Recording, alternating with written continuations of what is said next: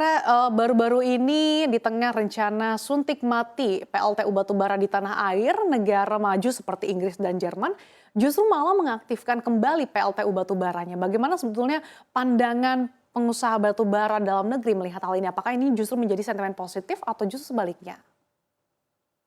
Iya, ini tentu jadi sentimen positif. Jadi kita masih bersyukur Indonesia masih memiliki komoditas batubara yang meskipun sentimennya banyak yang negatif, tapi ternyata hampir semua negara, bahkan negara-negara maju di Eropa sekarang kembali melirik ke batubara. Jadi ini kita berkah yang kita harus syukuri dan ini tentu akan sangat bermanfaat bagi perekonomian kita di tengah kondisi perekonomian dunia yang Mhm. diambang resesi. Jadi ini sangat positif.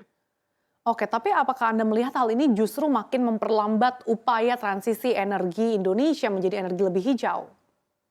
Saya kira pemerintah sudah mempertimbangkan ya, mempertimbangkan arah transisi nanti tentunya ini bertahap, tidak mungkin transisi dilakukan secara cepat. Ini kan Mhm. membutuhkan waktu, bahkan kalau kita lihat di beberapa peraturan, misalnya peraturan Presiden nomor 112 itu pemanfaatan atau pembangunan PLTU masih ada beberapa pengecualian. Jadi dalam jangka pendek situasi yang berkembang di dunia saat ini tentu menjadi berkah bagi perusahaan-perusahaan tentu saja untuk dapat memanfaatkan berkah harga komoditas ini agar bisa nanti survive di era transisi.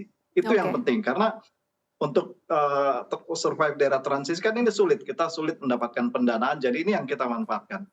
Oke, Pak Hendra, meskipun dihadapi dengan berbagai tekanan yang membayangi industri batubara, tapi ternyata kalau kita lihat volume ekspor batubara Indonesia ternyata masih tumbuh hingga 3,37%. Sebetulnya apa sih yang Anda lihat begitu? Apakah nanti hingga akhir tahun ini permintaan dan juga volume ekspor batubara ini masih meningkat mengingat eh, musim dingin di Eropa ini akan semakin dingin diperkirakan dan juga negara-negara lain ternyata banyak yang juga membutuhkan karena Australia dan juga China ini tengah membatasi.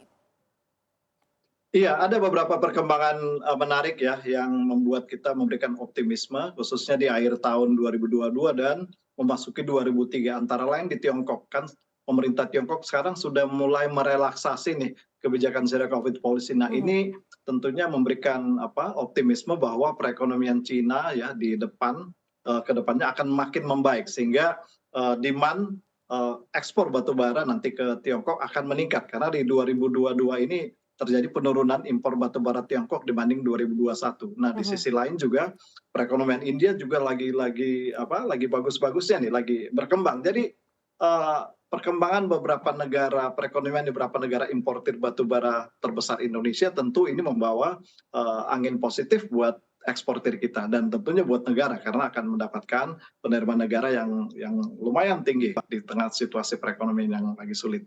Oke, Tiongkok ini kan merupakan negara tujuan ekspor kedua dari tanah air.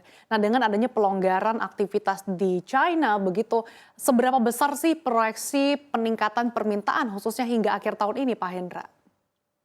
Iya, sejauh ini Tiongkok masih jadi tujuan ekspor terbesar kita. Tiongkok dan India itu hampir 60% dari ekspor kita ke dua negara tersebut. Jadi memang ini dua pasar yang tradisional, pasar tradisional Indonesia. Nah, di 2023 kita perkirakan Tiongkok akan menyerap batu bara Indonesia lebih banyak karena mereka juga akan berkembang perekonomiannya, di sisi lain juga India akan berkembang. Jadi kita masih bersyukur ya sebenarnya karena 98% atau hampir 99% ekspor kita itu ke negara-negara Asia Pasifik yang tidak terlalu terpengaruh ya dengan sentimen negatif batu bara karena negara-negara Asia Pasifik ini terus masih mengandalkan batu bara sebagai sumber energi mereka yang paling primer gitu.